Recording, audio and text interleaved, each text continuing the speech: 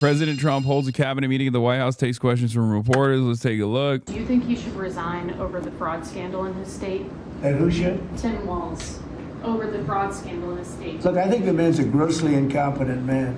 I thought that from the day I watched JD destroy him in the debate. I was saying, who was more incompetent, that man or my man? I had a man and he had a man. They were both incompetent, and I had a man and a woman. I thought she was very incompetent too, but now she's leading the field, and I think she's leading the field in this, for the nomination. Anyway, look, that's up to them. That's up to the Democrats. You know, the problem with them is they have really bad policy. And I'm not going to say what it is because I don't want them to change it necessarily. Because I want to run against it, whether it's not going to be me, it's going to be somebody that's going to probably sitting at this table. Could be a couple of people sitting at this table. Could be a couple of people running together sitting at this table, you know? But I want them to win because we've done a great job for this country, and I want that to be carried forward. And, you know, I think we have a tremendous bench, really a tremendous bench. But no, I think that Walz is a grossly incompetent man. There's something wrong with him, okay? There's something wrong with him. And when you look at what he's done with Somalia, which is barely a country, you know, they have no run around killing each other. There's no structure. And when I see somebody like Ilhan Omar, who I don't know at all, but I always watch her for years. I've watched her complain about our Constitution, how she's being treated badly. Our Constitution, the United States of America, is a bad place. Hates everybody, hates Jewish people, hates everybody. And I think she's an incompetent person. She's a real terrible person. But when I watch what is happening in Minnesota, the land of 1,000 lakes, or however many lakes they have, they got a lot of lakes. But this beautiful place, and I see these people ripping it off, and now I'm understanding, and you're going to look at, I hear they ripped off Somalians, ripped off that state for billions of dollars, billions, every year, billions of dollars, and they contribute nothing. The welfare is like 88%. They contribute nothing.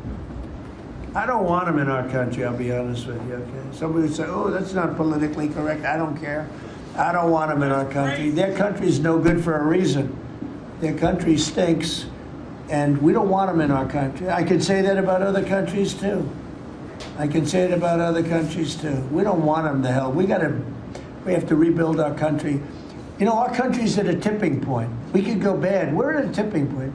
I don't know if people mind me saying that, but I'm saying it. We could go one way or the other. It's not, brother, that's not just like politically incorrect. You're just straightforwardly a racist man, an incredibly racist man. And when you're the president of those people too.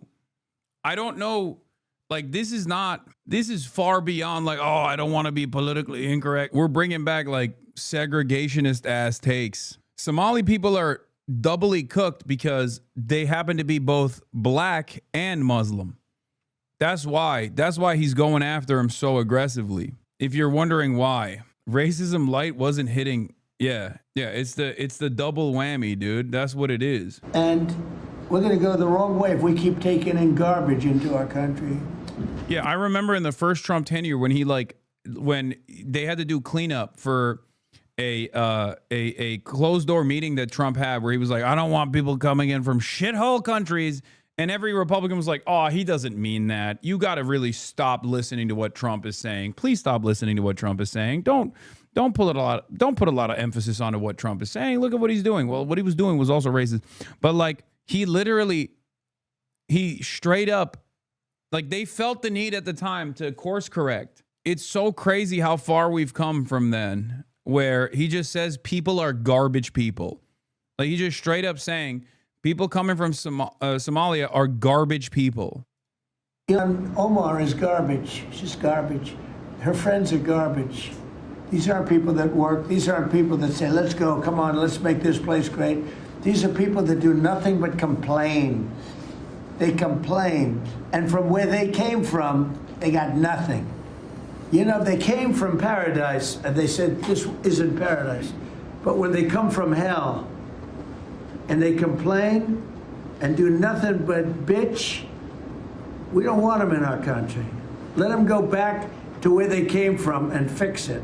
Thank you very much, everybody. They're clapping because he said they do nothing but bitch and complain, and they come from shithole countries.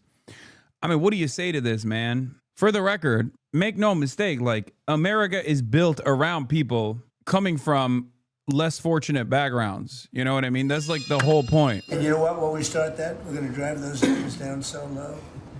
And then you're going to have families be able to live without the fear of their son or daughter just having a pill to have a little fun and ending up dying within a period of 60 seconds, right? No, we're not going to let that happen. We're not going to let it continue to happen. What Biden did to this country by allowing all these people, and I call them animals in many cases. I think they're animals.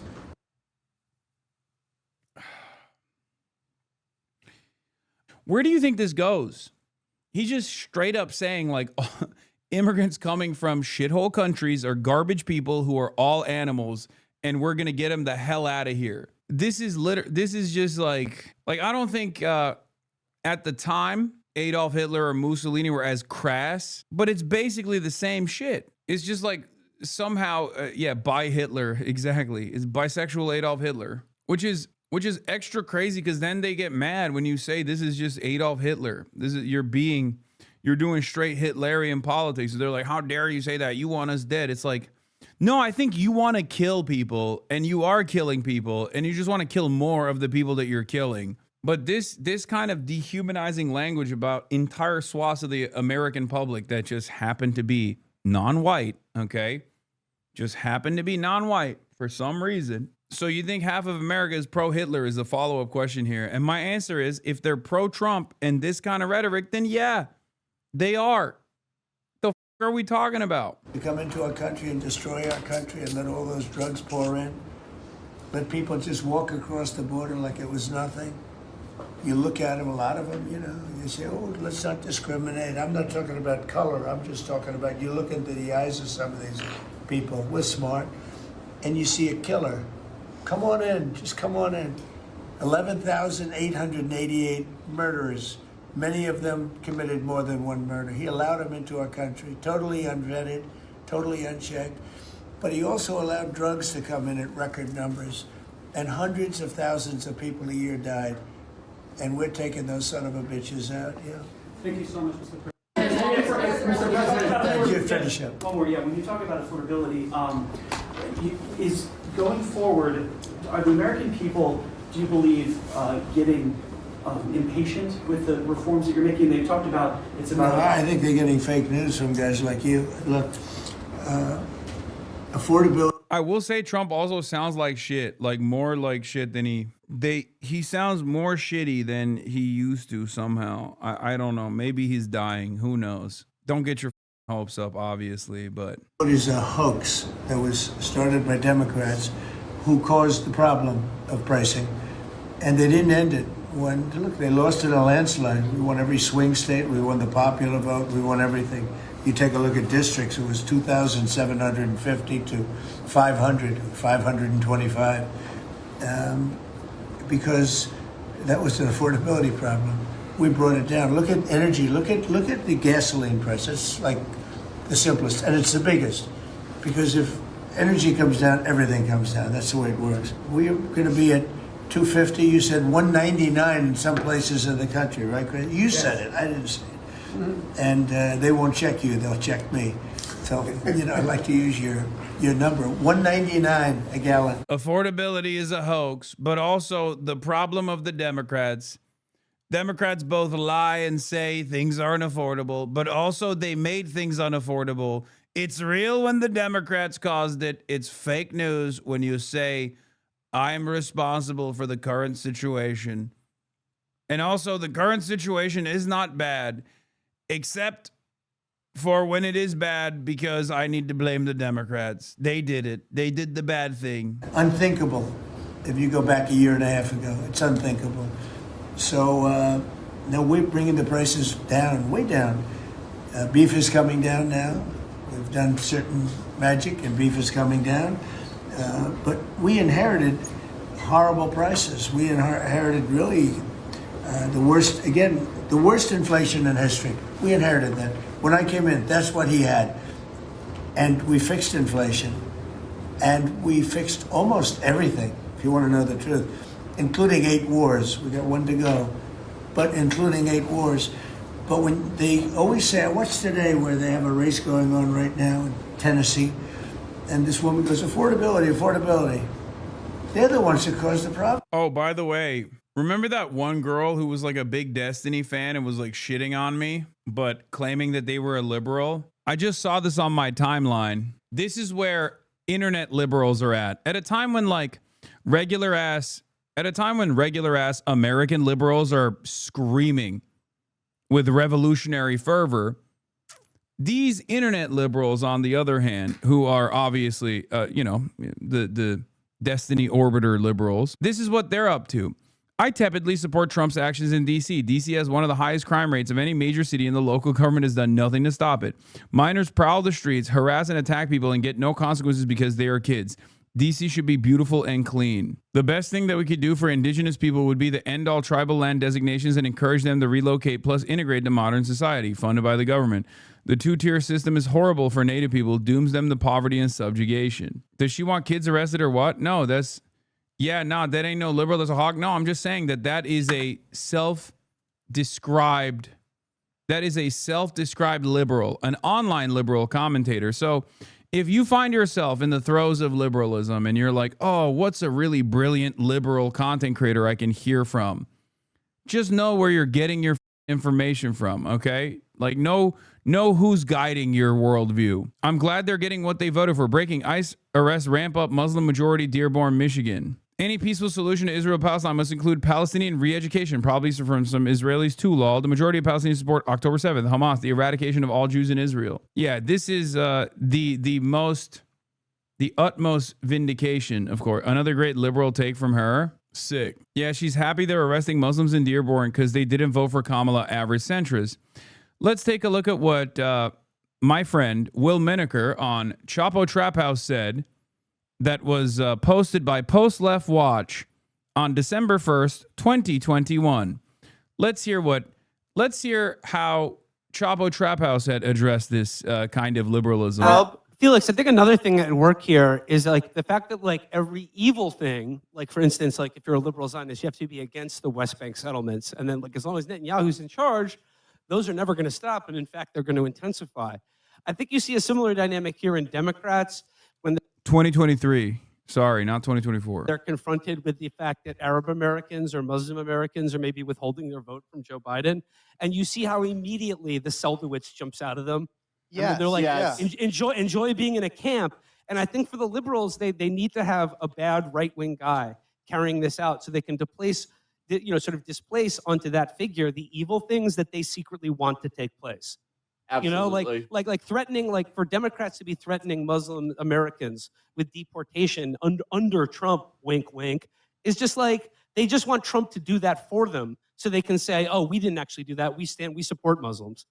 Absolutely. But as soon as they become inconvenient, like for instance, whether they are voicing a political opinion in America as citizens of this country, or inconvenient in terms of like they live in a part of the world that Israel thinks is theirs, that their lives are forfeit. And they don't want to hear anything about it. Arabs and Muslims, like more generally, have their use as long as they're firmly within the Democratic camp. And then once if they make any attempt to stray from that or like. Yeah, when pushed on this, by the way, H3H3 Productions posted a picture of some random gay Muslim kid that was an anti-Zionist and told him to go to Gaza where Hamas would kill him. And this guy's a sock them lol.